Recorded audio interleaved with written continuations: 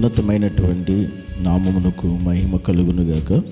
దేవుని సన్నిధిలో ఆయన అనుదిన వాక్య భాగాన్ని ఈరోజు చదువుకుని ధ్యానం చేద్దాం. దేవుని సన్నిధిలో ఆయన వాక్యాన్ని చూద్దాం. ఫిలిప్పీలకు రాసిన పత్రిక 4వ అధ్యాయము 14వ వచనం. అయినను నా శ్రమలో మీరు పాలు పుచ్చుకొనినది మంచి పని. ఈరోజు దేవుడు మాట్లాడుతున్న విషయం మంచి పని అంటే మీరు చేసింది మంచి పని అని పౌలు భక్తుడు ఫిలిప్పీ సంఘంతో మాట్లాడుతూ ఉన్నాడు. ఏ ఉద్దేశించి అంటే ఈ మాటలు వాళ్ళకి తెలియచేస్తూ, అంటే నేను దేవుని పనిలో, దేవుని యొక్క ప్రయాసలో, దేవుని యొక్క పరిచర్యలో, ఈ సేవలో ఎంతగానో ప్రయాసపడుతున్నప్పుడు, కష్టపడుతున్నప్పుడు, ఈ విధంగా నడిపించబడుతున్నప్పుడు, అయినా కూడా ఇన్ని పరిస్థితులు గుండా వెళుతున్న అయినను అని చెప్పాడు. అంటే ఇన్ని పరిస్థితులకు నేను వెళుతున్నా కూడా నా శ్రమలో మీరు పాలు పంచుకొనినది మంచి పని. ఈరోజు ఎంతమంది ఒక మంచి పని మన ఆత్మీయ జీవితంలో మనం చేయగలుగుతున్నాం అనేది దేవుడు మాట్లాడుతున్న విషయం. ఎందుకంటే దైవజనుడు, దైవ సేవకుడు క్రీస్తులో పరిచర్యలో, సేవలో పాలిభాగస్తుడిగా ఉండి పరిచర్య చేస్తున్నప్పుడు, సేవ జరిగిస్తున్నప్పుడు ఫిలిప్పీ సంఘం ఏం చేసింది?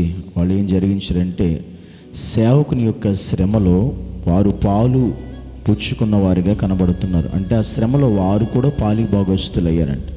అంటే సేవకుడు అక్కడే శ్రమ పడడం కాదు, సేవకుడు అక్కడే ప్రయాసపడడం కాదు, ఆ సేవకుడి యొక్క శ్రమలో వారు కూడా పాలు పంచుకోవడం అనేది ఇది మీరు చేసింది మంచి పని అని పౌలు వారిని సంబోధించి మాట్లాడుతూ ఉన్నాడు. నిజమే, శ్రమలో, క్రీస్తు యొక్క శ్రమలో మనం పాలు పంచుకోవడం అనేది గొప్ప భాగ్యం, అది మంచి పని, అది చాలా ఉన్నతమైనటువంటి కార్యం అది. ఎందుకంటే ఈ లోకంలో మనం చాలా పనుల్లో, చాలా విషయాల్లో తలదూర్చుతాం, అంటే కలుస్తాం, వాటిలో మనం పాలు పంచుకుంటూ ఉంటాం. అంటే ఈ లోకంలో మనం పాలు పంచుకునే విషయాలు ఈ లోక సంబంధమైనవి కావచ్చు, లోకరీతిగా ఉన్నవి కావచ్చు. చాలా విషయాల్లో మనం ఇన్వాల్వ్ అవుతాం. అంటే పాలు పంచుకోవడం అంటే ఇన్వాల్వ్ అవ్వడమే.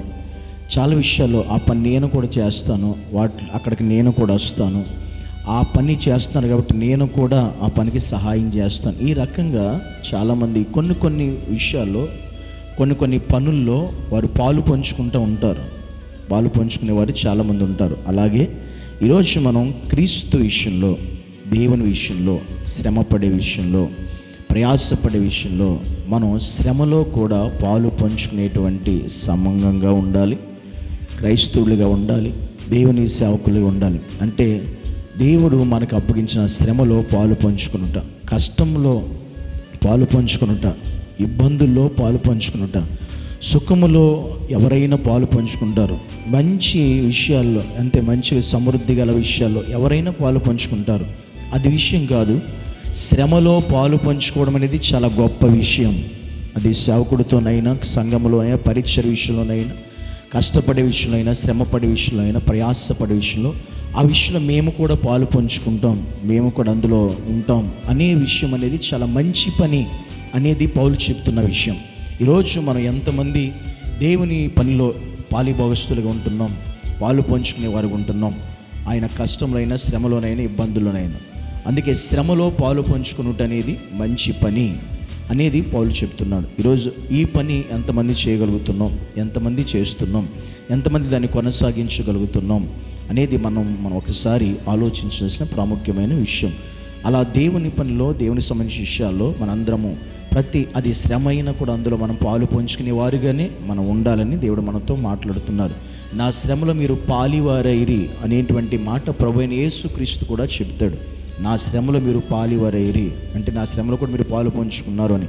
అలాగే మనం అన్ని విషయాల్లో క్రైస్తవులుగా ఉన్నప్పుడు మన అంట్లో శ్రమలో కూడా పాలు పంచుకునే వారిగా మనం ఉండాలి అనే దేవుడు మనతో ఈరోజు మాట్లాడుతున్నాడు.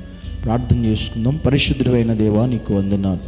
నిజమే ప్రభువా, మేము చేసే మంచి పని ఏదైనా ఉంది అంటే ఈ లోకంలో శ్రమలో పాలు పంచుకున్నట్టే.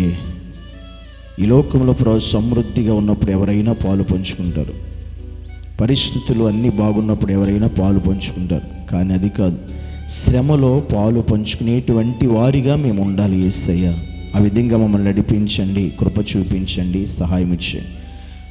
పౌలు, అపొస్తలుడైన పౌలుతో ఫిలిప్పీ సంఘం ఆయన శ్రమలో కూడా వారు పాలు భాగస్తులయ్యారు, పాలు పంచుకున్నవారుగా. అది మంచి పని వారు చేసిందని పౌలు చెప్తుండే. మేము కూడా అలాంటి విషయాల్లో పాలు పంచుకుని ఒక మంచి పని చేసేటువంటి వారికి మమ్మల్ని నడిపించమని యేసయ్య నామం పేరట ప్రార్థించి వేడుకుంటున్నాము తండ్రి. ఆమేన్.